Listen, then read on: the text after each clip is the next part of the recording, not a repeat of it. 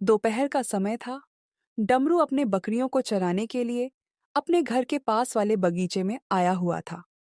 अप्रैल मई का समय था, बहुत तेज गर्मी पड़ रही थी और चलती भी तो लूह चलती। डमरू एक बहुत गरीब घर का रहने वाला लड़का था। उसके पिताजी एक किसान थे। उसकी माँ और उसके पिताजी दोनों ही एक साथ मिलकर खेत में काम किया करते थे। बचपन से ही घर में पैसे की कमी होने के वजह से डमरू कभी स्कूल नहीं गया। लेकिन उसकी माँ सीता, वह थोड़ी पढ़ी लिखी थी, इसलिए हर रोज शाम को वह डमरू को पढ़ना सिखाती थी। और ऐसे ही डमरू को थोड़ा बहुत पढ़ाई का ज्ञान होता है।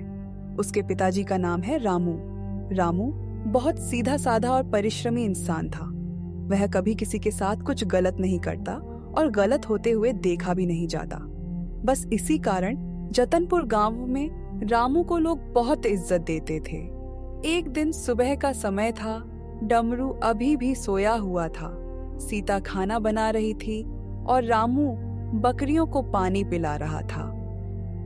अरे डमरू बेटे, अभी तक सोया हुआ है? उठ जा, देख तेरी चंपा और मिट्टी तुझको बुला रही हैं। डमरू अभी भी सोया हुआ था तो रामू आकर कहता है,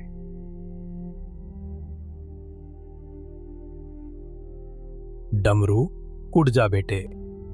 डमरू उठकर बैठ जाता है और कहता है, पता नहीं क्यों पापा, मुझे आजकल बहुत ज्यादा नींद आने लगी है। सुनिए ना पापा, बस 10 मिनट सो लेने दीजिए ना। सुनो, ज्यादा नौटंकी मत करो, समझे? इतना सोओगे तो आदत व खराब ना हो जाएगा। चलो चलो, अब एकदम समय बर्बाद ना करके जल्दी जल्दी हाथ मुंह धो के नाश्ता करो और अपने चंपा और मिट्टी को चराने ले जाओ। वो लोग भी सुबह से भूखी हैं। अरे हाँ पापा, हम तो ये भूल ही गए थे। बेचारी मेरी चंपा और मिट्टी दोनों ही सुबह से बहुत भूखी होंगी। पापा, आप और मम्मी खेत में जाइए, मैं नहा धोकर नाश्ता करके मिट्टी और चंपा को चराने लेकर चले जाऊंगा। और हाँ, आप बिल्कुल भी टेंशन मत लेना, मैं अपने साथ खाने का डब्बा भी ले जाऊंगा।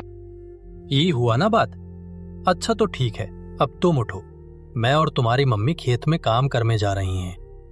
ठीक है पापा। उसके बाद थोड़ी देर में रामू और सीता दोनों खेत में काम करने के लिए घर से निकल जाते हैं और डमरू भी रेडी होकर अपनी बकरियों को चराने के लिए निकल जाता है। डमरू मन का सच्चा और दिल का बहुत नेक इंसान है, लेकिन जब उससे कोई टेढ़ी तरह से बात करता तो वह भी उसी भाषा में जवाब देता है। अरे चंपा, थोड़ा धीरे धीरे नहीं चल सकती क्या रे? मुझे पता है तुम दोनों को बहुत भूख लगी है, लेकिन इसका मतलब ये तो नहीं कि तुम दोनों मिलकर मुझे गधा जैसा दौड़ाओगे। तनिक धीरे धीरे चलो रे। डमरू अपने बकरियों से इस तरह बात करता है जैसे मानो वह दोनों उसकी दोस्त हो और उसकी सारी बातें समझती हों। जतनपुर गांव में कोई भी डमरू से नफरत नहीं करता था, क्योंकि वह किसी से बिना वजह बहसबाजी या झगड़ा नहीं करता, अपने से बड़ों की इज्जत करता और इसलिए सभी उसे बहुत प्यार किया करते। वह अपनी बकरियों को चराते चराते थक जाने पर एक बड़े पेड़ के नीचे बैठ जाता है और कहता है, हे बजरंगबली, मेरी दोनों ही बकरियां कितनी अच्छी है। हमारे पूरे गांव में किसी के पास भी मेरे जैसे बकरियां नहीं हैं। पर क्या मेरी पूरी जिंदगी गरीबी में ही बीतेगी? हमको कुछ तो ऐसा करना पड़ेगा जिससे हमारा समय बदले और मम्मी पापा को आराम मिले।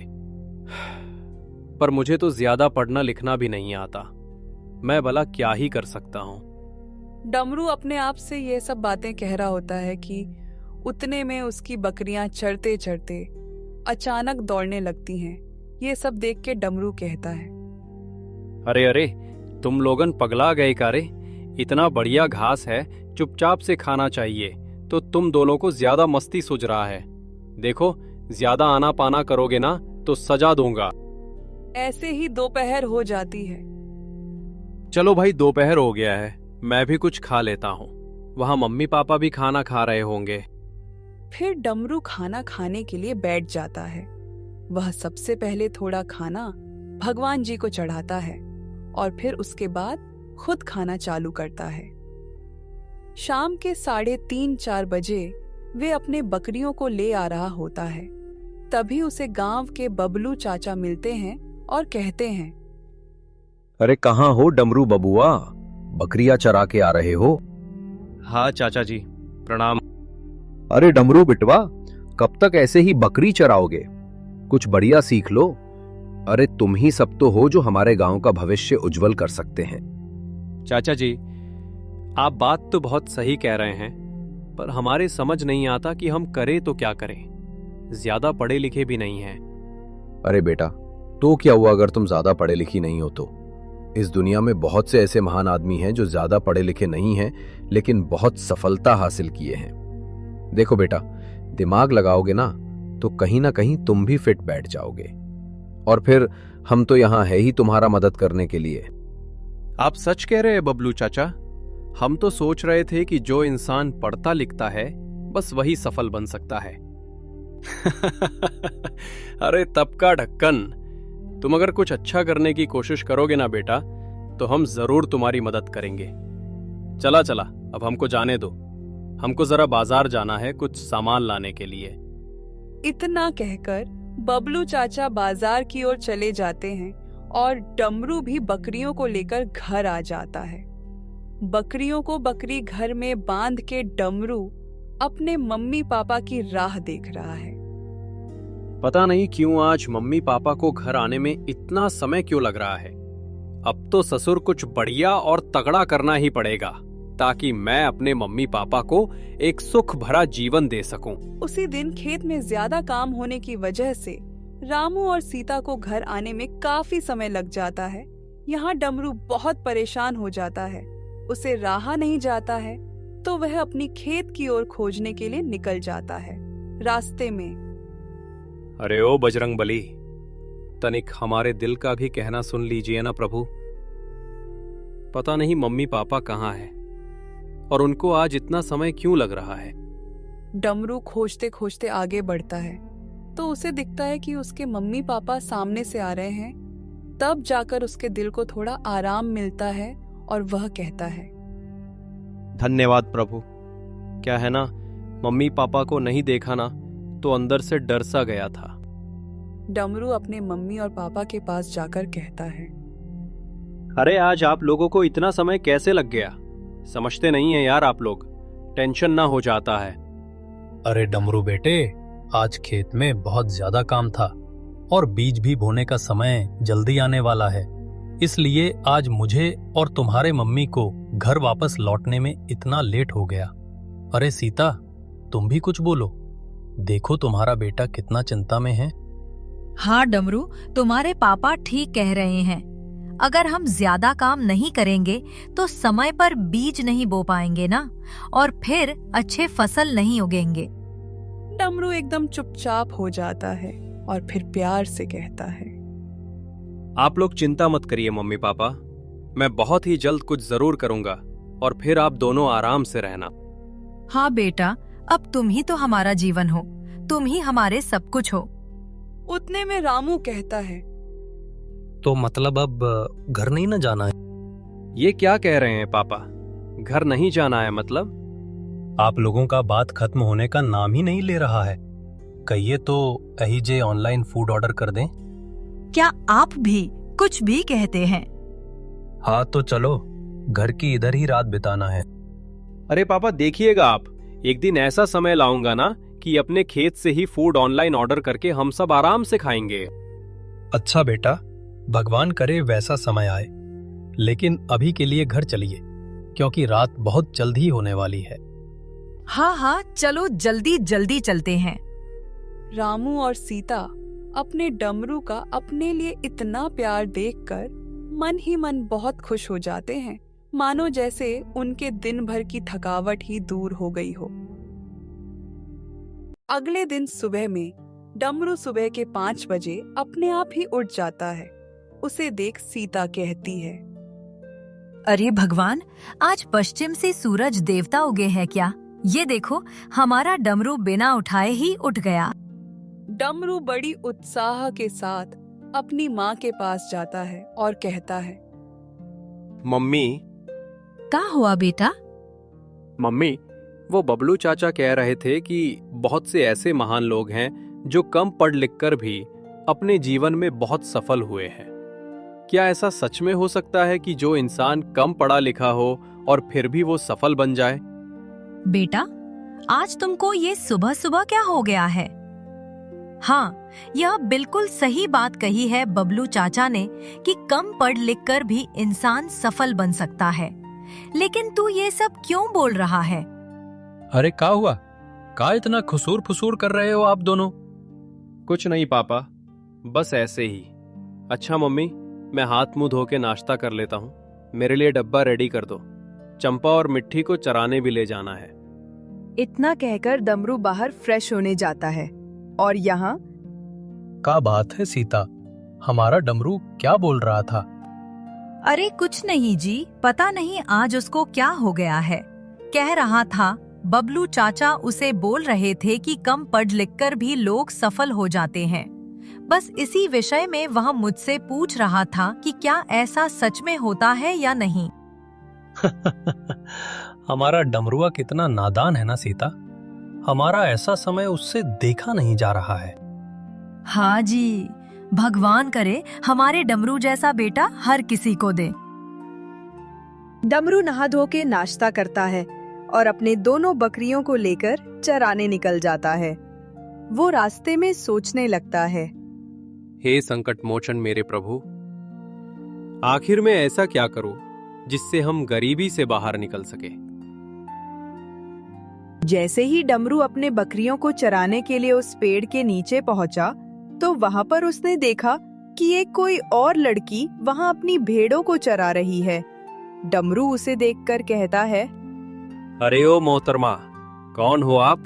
अपने भेड़ों को यहाँ क्यों लेकर आ गई हो? जी मैं पास के गांव में रहती हूँ, अपने भेड़ को चराने के लिए यहाँ आई हूँ। देखिए मैडम, अगर आप यहाँ अपने भेड़ों को चराने ले आएंगी तो यहाँ मेरी बकरियां क्या खाएंगी? देखिए ये गांव मेरा है, इसलिए आप कल से यहाँ मत आइएगा और अभी यहाँ से चले जाइए। अरे ओ, तुम समझते क्या हो अपने आप को? ये गांव भले ही तुम्हारा है तो क्या ये जमीन भी तुम्हारे पापा की है? तुमसे थोड़ा अच्छे से क्या बात कर लिया? तुम तो जो मन में आए वो बोले जा रहे हो। डमरू सोच में पड़ जाता है। वह सोचने लगता है, आखिर ये लड़की है कौन? इसे तो आज तक कभी देखा नहीं। इसके बोलने के स्टाइल से लगता है कि तनिक पढ़ी लिखी है। इतने में वह लड़की बोलती है, क्या हुआ? अब चुप क्यों हो गए? तोते उड़ गए क्या? अब डमरू थोड़ा प्यार से कहता है, सुनिए मोहतरमा जी, मेरे कहने का वो मतलब नहीं था। चलिए कोई बात नहीं, आप यहाँ अपने भेड़ों को चरा सकती है। अरे वो तो मैं वैसे भी चराती। अच्छा ये सब छोड़िए, देखने में तो आप पढ़ी लिखी लग रही हैं। लग रही हूँ का क्या मतलब है? मैं पूरे 5वीं कक्षा तक पढ़ी हूँ। नकुल फिर से सोचने लगता है। धत ससुरा, हम तो सोच रहे थे कि ज्यादा पढ़ी लिखी होगी, पर ये तो बस 5वीं पास है। उतने में वह लड़की कहती है, ये तुम बात बात में सोचने क्या लग जा रहे हो? जो भी कहना है सीधा सीधा कहो ना। अरे कुछ नहीं, मैं सोच रहा था कि तुम्हारा नाम क्या है। तो सोचने से तुमको पता चल गया कि मेरा नाम क्या है? नहीं, मैं तो बस पूछने ही वाला था। क्या नाम है तुम्हारा? पहले चलो वहाँ उस पेड़ के नीचे बैठते हैं, क्योंकि अब और मैं नहीं खड़े रह सकती।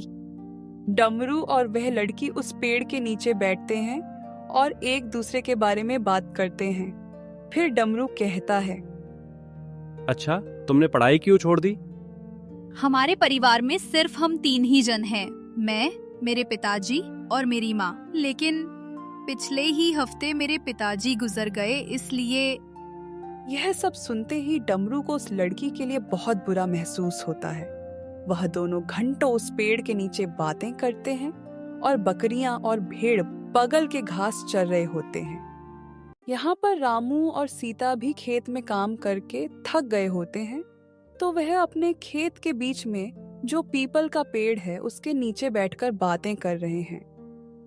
चलो सीता, आज का काम तो आधा से ज्यादा खत्म हो चुका है, इसलिए आज हम जल्दी घर जा पाएंगे। हाँ जी, आप सही कह रहे हैं। सब तो आप ही की वजह से हैं। भगवान करे इस साल का फसल बहुत अच्छा हो। थोड़ी देर आराम करने के बाद वह दोनों फिर से काम करने लगते हैं और यहाँ पर डमरू और वह लड़की अभी भी वहीं उस पेड़ के नीचे बैठे हैं। अच्छा डमरू, जैसा कि तुमने बताया कि तुम्हारे खेत में एक बहुत बड़ा पीपल का पेड़ है और खेत भी है, इन सब को लेकर मेरे दिमाग में एक बिजनेस आइडिया है, बताऊं? हाँ अनीता, क्या बिजनेस आइडिया है तुम्हारे पास? बताओ, शायद वही करने से कुछ हो जाए। देखो, तुम्हारे खेत में बहुत बड़ा पीपल का पेड़ है जिस पर हम ट्री हाउस बना सकते हैं और उसे as a hotel in nature service दे दो, जहाँ पर शहर के लोग गांव में आकर पेड़ पर बने हुए घर में रहने का आनंद ले पाएंगे और खेती कर पाएंगे और गांव में बना हुआ शुद्ध खाना खाकर खुद को तृप्ति कर पाएंगे।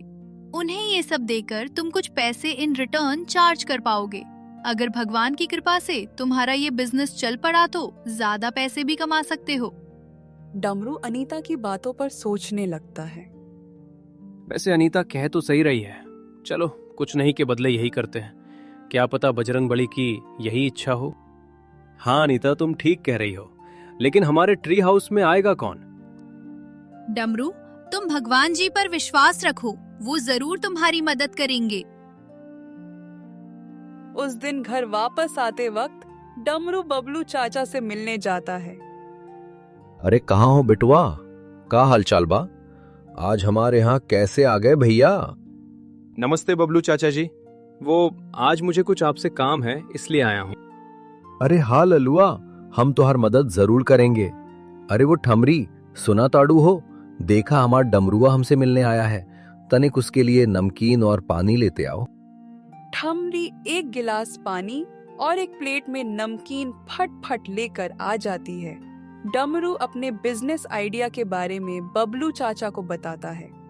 उसके बिजनेस प्लान को सुनने के बाद बबलू चाचा डमरू से कहते हैं, अरे डमरुआ हमार बचावा, इत तो बहुत ही जबरदस्त बिजनेस आइडिया है। देख बेटा, ई काम स्टार्ट करने के लिए तुमको कुछ पैसों की जरूरत होगी, जो तुम थोड़े बहुत मुझसे ले लेना और बाकी के पैसे हम तुम्हें बैंक से लोन दिलवा देंगे। उसके बाद तुम्हारा जो खेतवा है उसमें हम टीरी हाउस बनवाएंगे। साथ ही जिन पर्यटकों को खेती में रुचि हुई तो वो लोग हमारे गांव में खेती करने का भी अनुभव ले सकते हैं।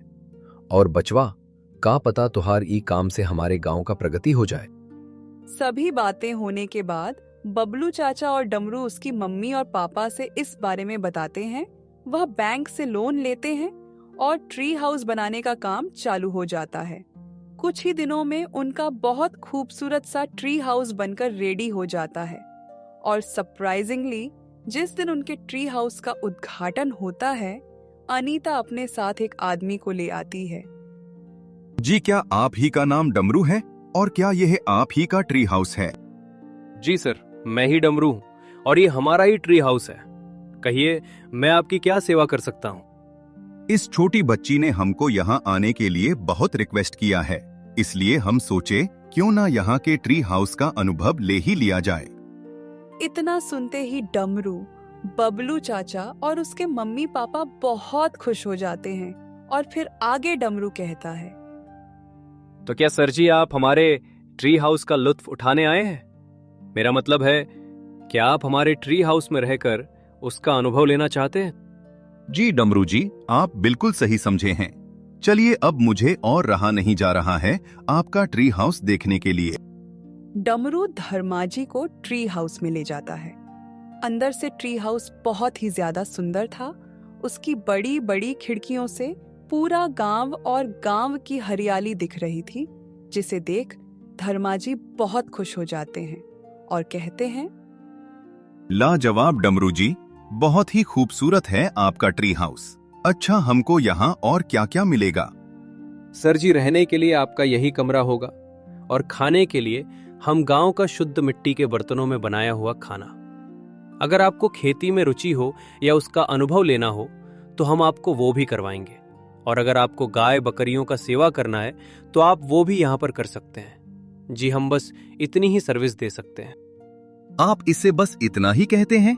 अरे डमरू जी, यह तो आपका बिजनेस पूरा एग्रो टूरिज्म को प्रमोट करने वाला है और मेरा यकीन मानिए आप इसमें बहुत ऊंची सफलता को हासिल करने वाले हैं। सर जी, आपका बहुत बहुत धन्यवाद। अब आप यहाँ की सर्विस एंजॉय कीजिए। धर्माजी डमरू के ट्री हाउस में पूरे 2 दिन के लिए रुकते हैं और उसी 2 दिनों में उन्होंने गांव में बना हुआ शुद्ध खाना खाए, उस ट्री हाउस में आराम और सुकून की नींद ली, उनके खेतों में खेती करने का अनुभव लिए और गाय और बकरियों को चारा भी खिलाए। वहां से जाने के वक्त वह डमरू को 25,000 रुपए का चेक देते हैं। चेक का अमाउंट देखकर डमरू, बबलू चाचा, अनीता और उसके मम्मी पापा सभी चौंक जाते हैं। तो डमरू बहुत ज्यादा खुश होकर कहता है, सर जी, इतना बड़ा अमाउंट का चेक हम तो अपने पूरी जिंदगी में पहली बार देख रहे हैं। आपका बहुत बहुत धन्यवाद। अरे ये तो कुछ भी नहीं है डमरू जी। वैसे पेशे से मैं एक व्यापारी हूँ। मेरा मुंबई शहर में अपना खुद का एक छोटा सा कंपनी है। वहाँ मेरे कंपनी में 250-300 एम्प्लॉइज मेरे साथ काम करते हैं। वहाँ जाने के बाद मैं उन सभी से रिक्वेस्ट करूंगा कि अगर आपको गांव का अनुभव लेना है तो यहाँ जतनपुर में डमरू जी के ट्री हाउस अनुभव लेने जरूर जाएं। डमरू अपने मन में थोड़ी देर सोचने लगता है और फिर अनीता से कहता है, सुनो ना अनीता, ई एम्पॉली मतलब क्या होता है? अरे डमरू, वो एम्पोली नहीं एम्प्लॉय होता है, जिसका मतलब होता है वर्कर्स यानी मजदूर। फिर डमरू भगवान जी को शुक्रिया अदा करता है और धर्मा जी से कहता है, सर जी, आपका बहुत बहुत धन्यवाद। आप तो खुद ही इतने बड़े बिजनेसमैन निकले, और जब आप वहाँ अपने मजदूरों से हमारे ट्री हाउस की बातें करेंगे तो वैसे हमारे ट्री हाउस का प्रचार भी हो जाएगा। उतने में बबलू चाचा कहते हैं, तुम एकदम सही कहते हो डमरू बेटा। सुनिए सर जी, हम और हमारे गांव के जितने भी लोग हैं, हम सब आपके आभारी रहेंगे। देखिए, आपका सर्विस क्वालिटी ही इतनी अच्छी थी, कोई भी एकदम खुश हो जाएगा। अच्छा, तो अब मेरे जाने का वक्त हो गया है। सुनो अनीता बिटिया, मुझे यहाँ बुलाने के लिए तुम्हारा बहुत बहुत धन्यवाद। अब मैं चलता हूँ। उस दिन वहां से जाने के बाद धर्माजी अपने कंपनी के एम्प्लॉइज को डमरू के ट्री हाउस के बारे में बताते हैं। सारे एम्प्लॉइज वहां का एक्सपीरियंस लेने के लिए बहुत ही ज्यादा उत्सुक हो जाते हैं। सभी को वहां जाकर वहां का अनुभव लेने का मन होने लगता है। 1-2 हफ्ते बीतने के बाद शहर से 2 लोग आते हैं। गांव में आते वक्त रास्ते में उनकी मुलाकात बबलू चाचा से होती है। तो उन्होंने उनसे पूछा, hi uncle. Hello gentleman, how can I help you? वाह अंकल, आप कितना कूल इंग्लिश बोल लेते हैं। थैंक यू सो मच बेटा। You are most welcome uncle ji. क्या आप हमें डमरू जी के घर का रास्ता बता सकते हैं? अरे हाँ बिटवा जी, काहे नहीं बताएंगे, हम जरूर बताएंगे। अरे बताएंगे नहीं, चलिए सीधा आपको उनके घर ही पहुंचा देते हैं। अरे thank you so much uncle, आप कितने अच्छे इंसान हैं। हाँ अंकल, मेरा दोस्त बिल्कुल सही कह रहा है, आप बहुत अच्छे हैं। अरे बच्चों, कोई बात नहीं, आप हमारे गांव आए हैं, आखिर आपकी मदद हम नहीं करेंगे तो और कौन करेगा। अच्छा चलो, मैं आप सभी को हमारे डमरू के यहाँ ले चलता हूँ। फिर बबलू चाचा उन लोगों को डमरू के यहाँ ले जाते हैं। रास्ते में, अरे अजय देख यार, कितना सुंदर गांव है ये। हाँ रवि, तू बिल्कुल सही कह रहा है, मुझे बहुत पॉजिटिविटी फील हो रही है। कुछ देर में वह सभी डमरू के यहाँ पहुंच जाते हैं। अरे डमरू, अरे बेटवा, तनिक बाहर आवा हो। ये देखा, शहर से कुछ लोग आए हुए हैं। डमरू घर से बाहर आता है। वह उन लड़कों को देखकर सोचने लगता है, लगता है ये लोग शहर से गांव यहाँ हमारे ट्री हाउस का अनुभव लेने आए हैं। डमरू बबलू चाचा से कहता है, बबलू चाचा, ये लोग कौन है? अरे डमरू, ये लोग शहर से आया है, तोहर बारे में पूछ रहे थे, तो हम इनको यहाँ लेकर आ गए। इतने में उनमें से एक लड़का कहता है, अरे क्या आप ही डमरू जी हैं? हमें आपके बारे में धर्मा सर जी ने खूब बताया है। हम सभी उन्हीं की कंपनी में जॉब करते हैं। ओह अच्छा, तो आप सभी को हमारे यहाँ धर्मा सर जी ने भेजा है। बबलू चाचा, आप जानते हैं ना धर्मा जी को? अरे हाँ बेटा, वही ना जो तुम्हारे पहले कस्टमर थे। हाँ चाचा, एकदम सही पकड़े हैं। सुनिए सर, आप सभी का हमारे इस गांव में बहुत बहुत स्वागत है।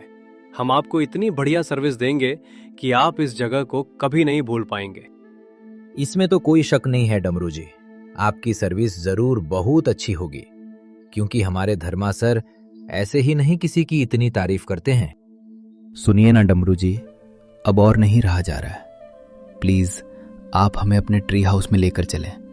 मैं बहुत ज्यादा एक्साइटेड हूँ।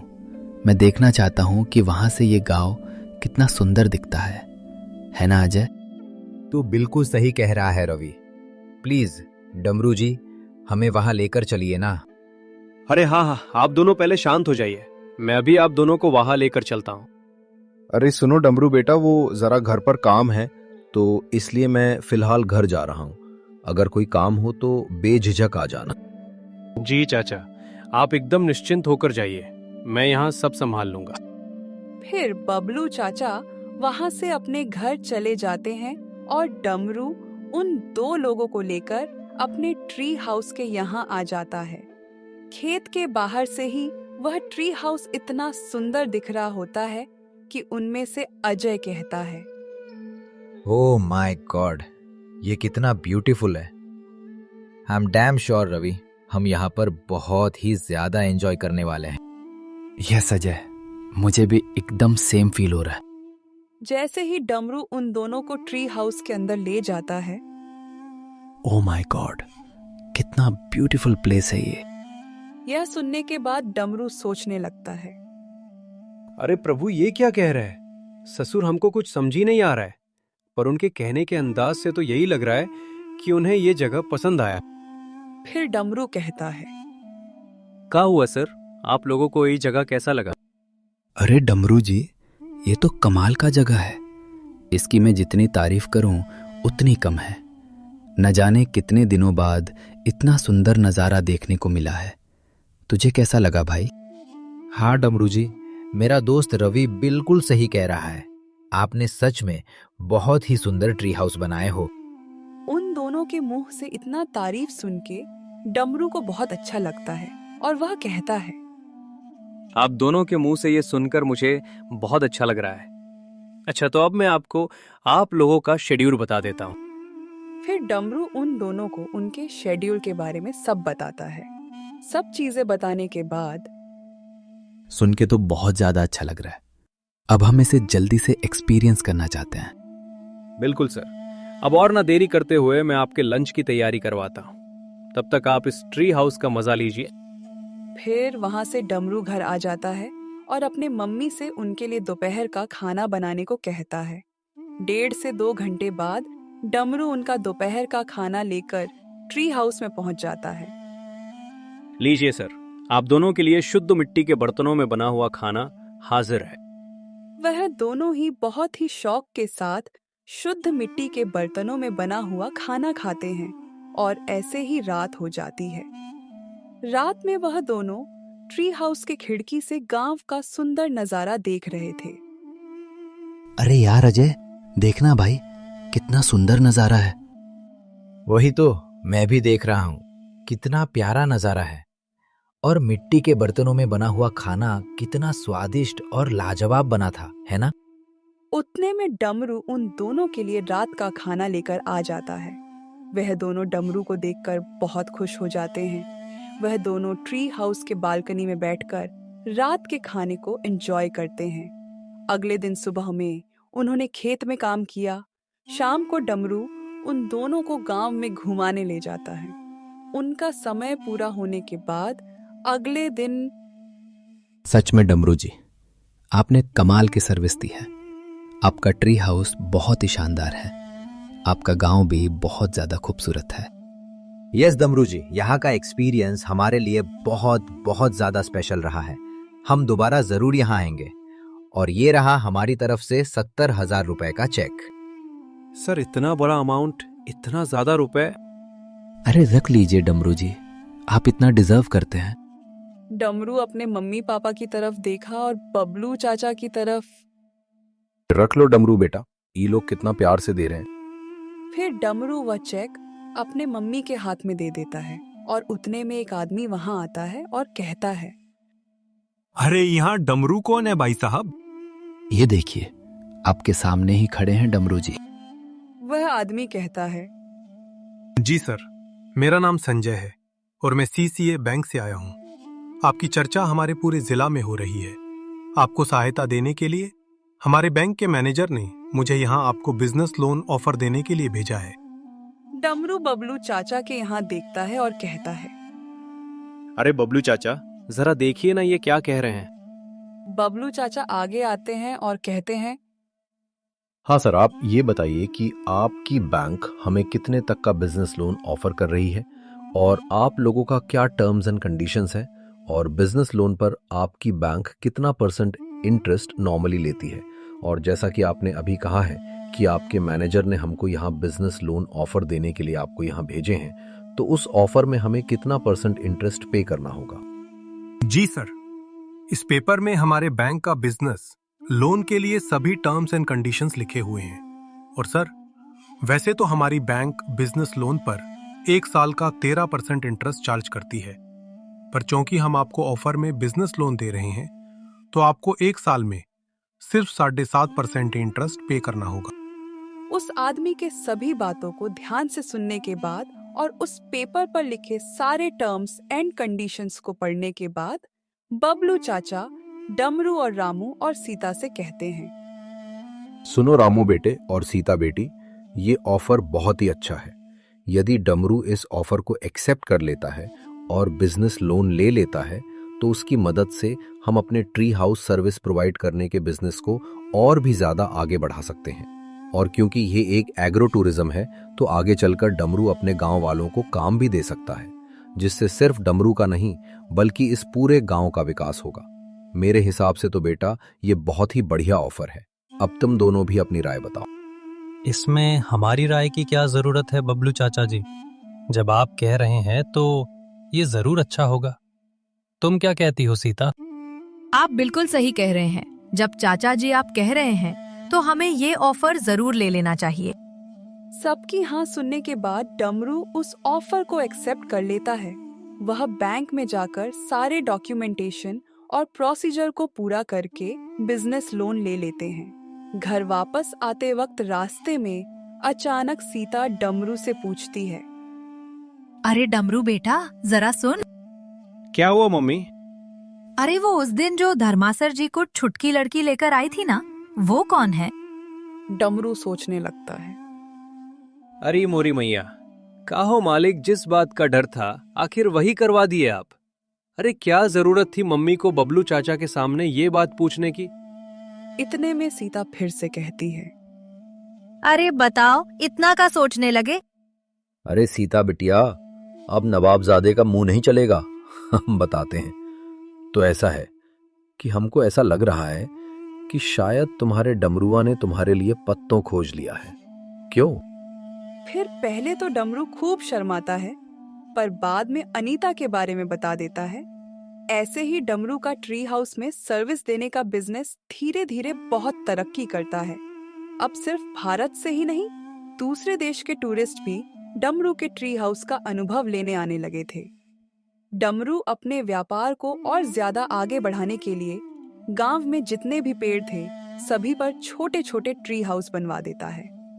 वह गांव के दूसरे किसानों को गांव में आए टूरिस्ट को खेती करने का अनुभव दिलाने का काम दे देता है। समय के साथ साथ अपने आप जतनपुर गांव को ट्री हाउस सर्विस प्रोवाइडर के नाम से पहचान मिल गई। अब अनीता और डमरू दोनों ही मिलकर इस काम को हैंडल कर लिया करते और डमरू की वजह से पूरे गांव वालों को पता चला कि किसी भी चीज में कैसे व्यापार किया जा सकता है।